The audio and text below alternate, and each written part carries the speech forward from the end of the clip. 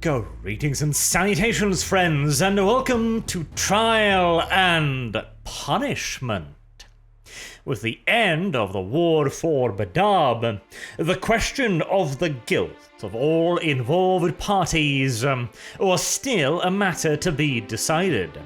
The Legate Inquisitor and the Triumvirate had of course already passed perfunctory judgment upon the Astral Clause at the very least, and they now sought to have that made the official stance of the Imperium.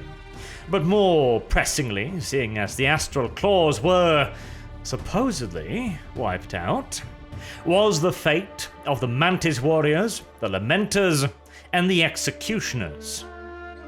The Legate Inquisitor was of course already halfway through setting up an official inquisitorial board to pass judgment, but he was swiftly reminded by both Carib Cullen and Captain Mirasan of the Salamanders of promises made. The Lamenters and Mantis warriors were both told they would receive a fair hearing, and the Executioners had specifically been guaranteed to not have to stand in front of an inquisitorial board.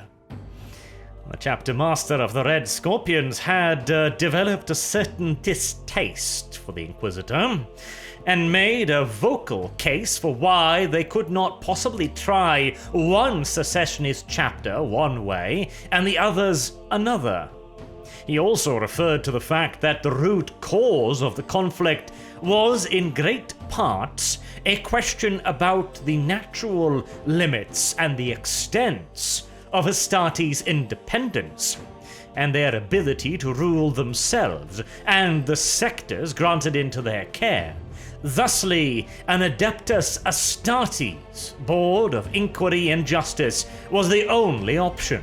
5 chapter masters would be summoned from 5 chapters who had had no part in the conflict, and they would pass judgment. The Legate Inquisitor was hardly thrilled by this, as he viewed it as a rather one-sided agreement, but after further talks a compromise must have been reached. The Astartes would have their board. Meanwhile, the Legate Inquisitor would have a free hand to parcel out the rewards that he had promised, without any further interference from Carib Cullen or Captain Mirsan. I'm sure the both of them were somewhat worried as to what exactly these rewards might entail if the Legate Inquisitor was worried about their intervention, but the war was over, and technically speaking, they had no further reason or authority to stay in the autonomous zone. So long as it happened within its borders, surely they had no responsibility to curtail it.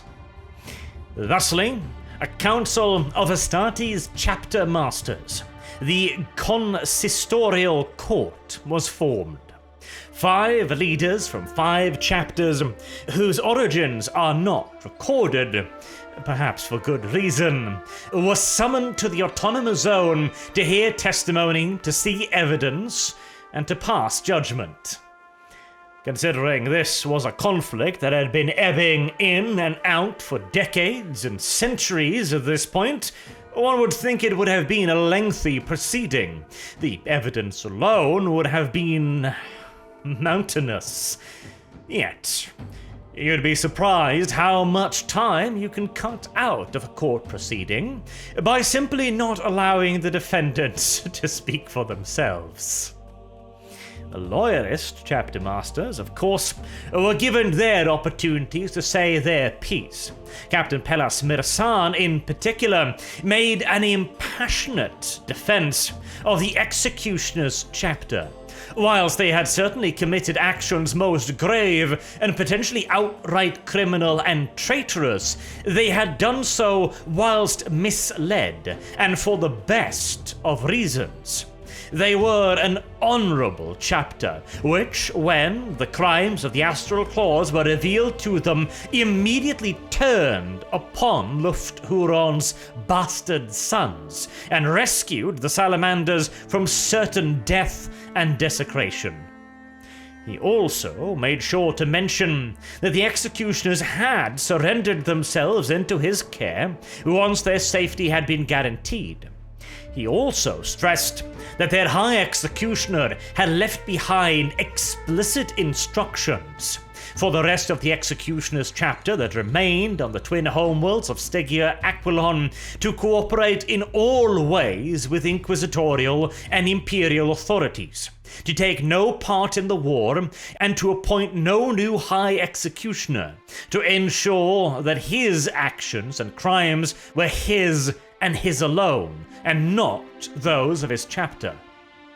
It was a fine speech and a fine defense, a plea for clemency and mercy for the executioners and for the other secessionist chapters as well, excluding the astral clause, of course.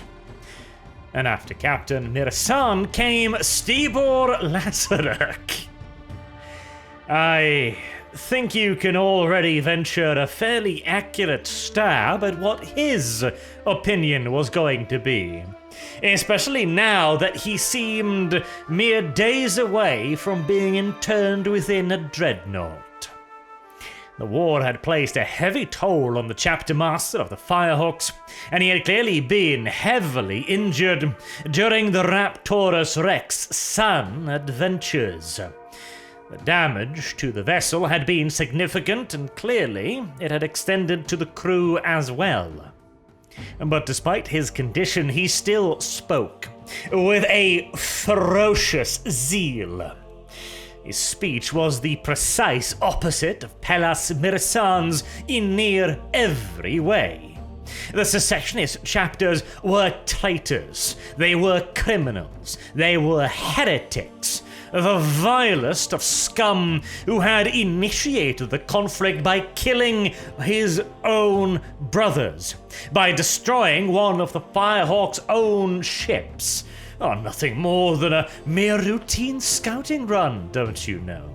And they had continued to escalate their perfidious actions through years and years of warfare, denying the edict of the High Lords of Terra, refusing the authority of the Inquisition, and time again striking out at the Imperium of Man. These were the basest actions of the darkest heretical traitors spat forth from the maelstrom itself. It was unquestionable. All the chapters were irreversibly corrupted, and the only course of action now was a full-scale purge, including the sector as well, incidentally. The Legate Inquisitor also took the opportunity to speak, though he did not lend his voice and influence to either extreme. Instead, he contented himself with making appropriately pious noises at the conclave, to speak of their higher duty to the God Emperor, and that they should, quote, heed the judgment of history on them, neatly reminding them that any potential responsibility for making the wrong decision now lay on their shaven heads, not his. After the proceedings were all done, the 5 judges withdrew to discuss amongst themselves, and once they re-emerged, few were surprised to learn that the Astral Claws had been found guilty of all charges. They were traitors most vile, most perfidious, and most despicable. The ultimate sanction of excommunicatis traitoris was well earned, and would now be officially made the policy of the Imperium and extended to all of its domains. Wherever the last remaining astral claws could be found, they were to be hunted down and slain without honor, as they had proven they possessed none. The handful of Astral Claws prisoners that were held in Imperial prisons and guard stations throughout the Autonomous Zone, those few so wounded as to be unable to resist, for the Claws never surrendered, were shackled, blindfolded, and put to death by the sword, so as to deprive them of any last vestige of pride. As for the fate of the other Warder's chapters, it was not to be quite so stern. Some of the Salamander's words had clearly resounded within them.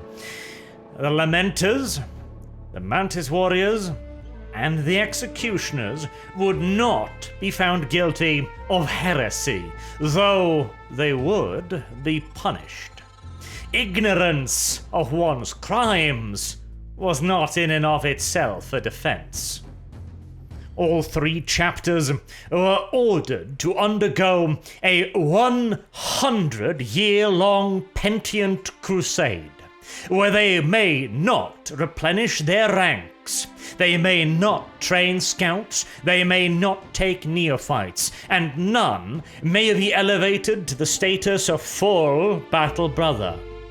And they were, of course, also expected to actively seek out the most dangerous, lethal, and ferocious conflicts in the Imperium, so as to redeem themselves. And that was not all.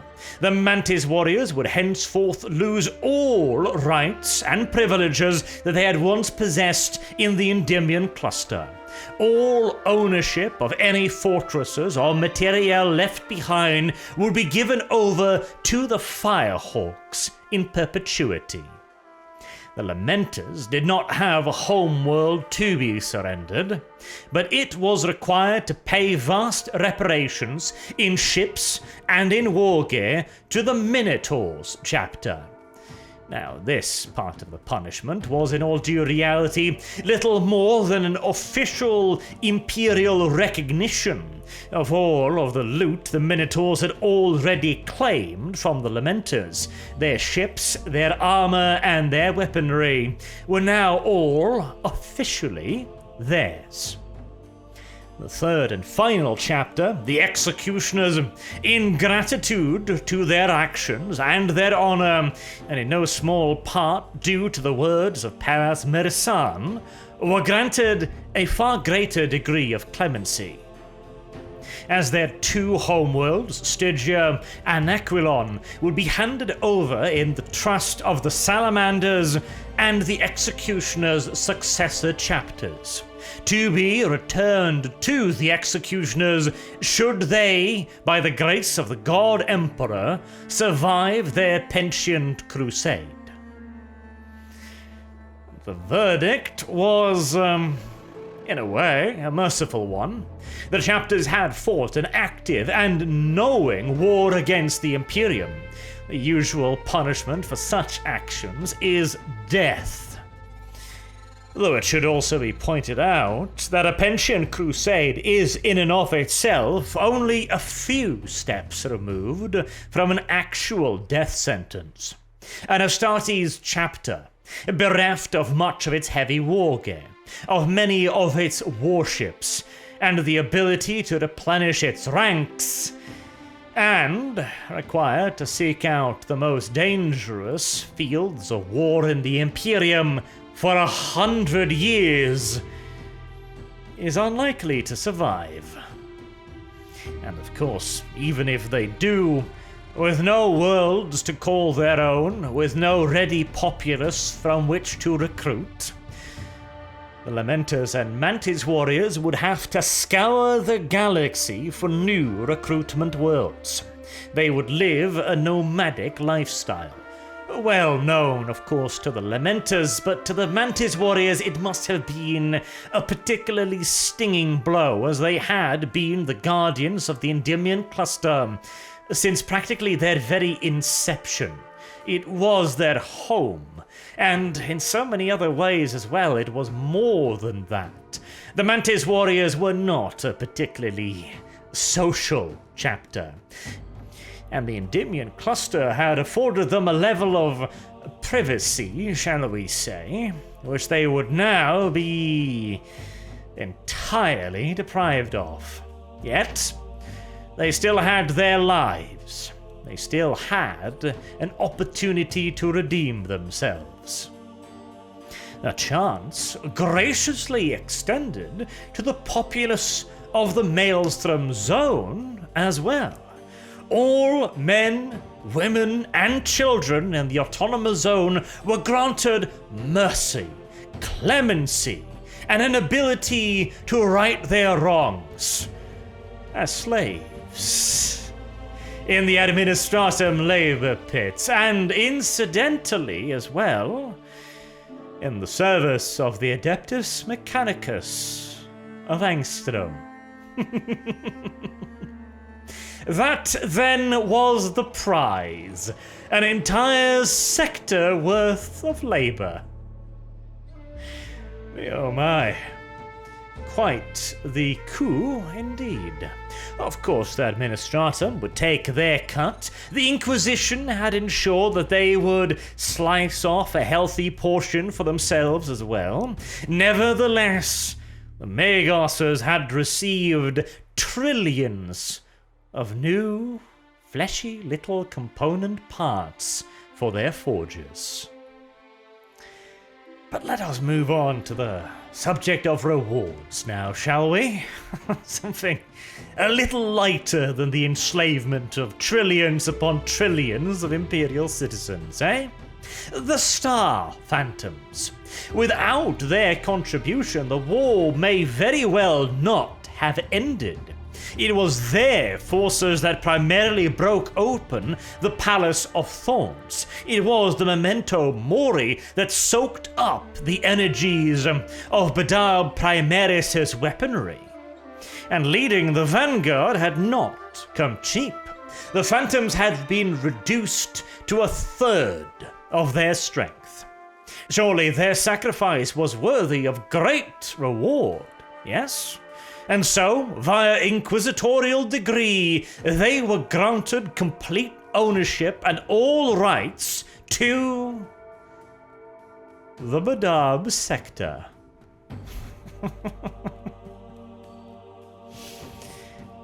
Frayne, oh Frayne. Well, I laugh, of course, because the BADAB sector had been practically burned to the ground, both by the retreating Astral Claws and the advancing loyalists. The BADAB system was a perfect miniature reflection of the state of the wider sector. BADAB Primaris no more than a burning, spinning husk of rock, completely devoid of human life, and quite thoroughly cleansed of nearly all value. It would take decades, possibly centuries, before the thoroughly toxic atmosphere had calmed down enough for even the most basic of salvaging efforts. And even then, it would be essentially grave robbery, trying to reclaim whatever matter of value survived on the planet's surface after the ages exposed to lava and toxins. Nevertheless, there were still planets within the sector with, shall we say, sizable population. Much reduced, admittedly, assuredly so by the passage of the loyalist chapters, but still absolutely a foundation. And the Star Phantoms were not lacking in gratitude. They had lost their own homeworld 100 years ago to invaders, and they grasped this opportunity with both hands. Rebuilding would be hard. It would take a long time, and they would have to defend the sector, of course, against the predations of the Maelstrom. You may also notice that the Inquisition had apparently also gained themselves new protectors. Handy that, seeing as they had carved out a nice slice of the autonomous zone for themselves. Entirely coincidental, bear you in mind. This was a gift purely from the Inquisitor's cold, black, dead hearts, of course.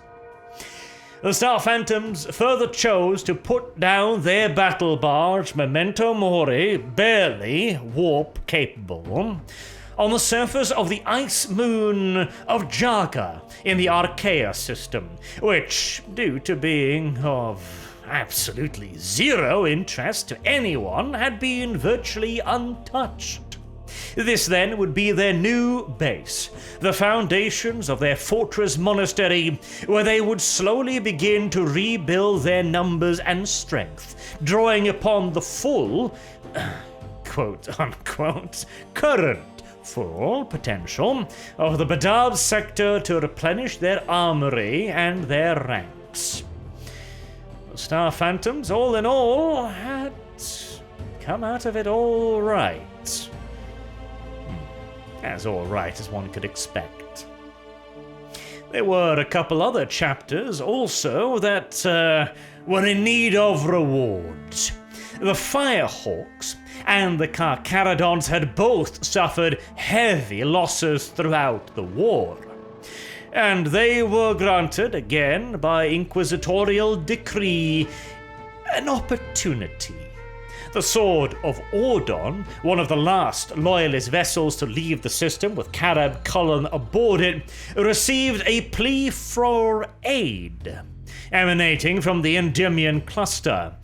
The attackers, I reckon you've already guessed it, the Firehawks and the Carcharodons. The plea was ignored because their actions were sanctioned by the Inquisition.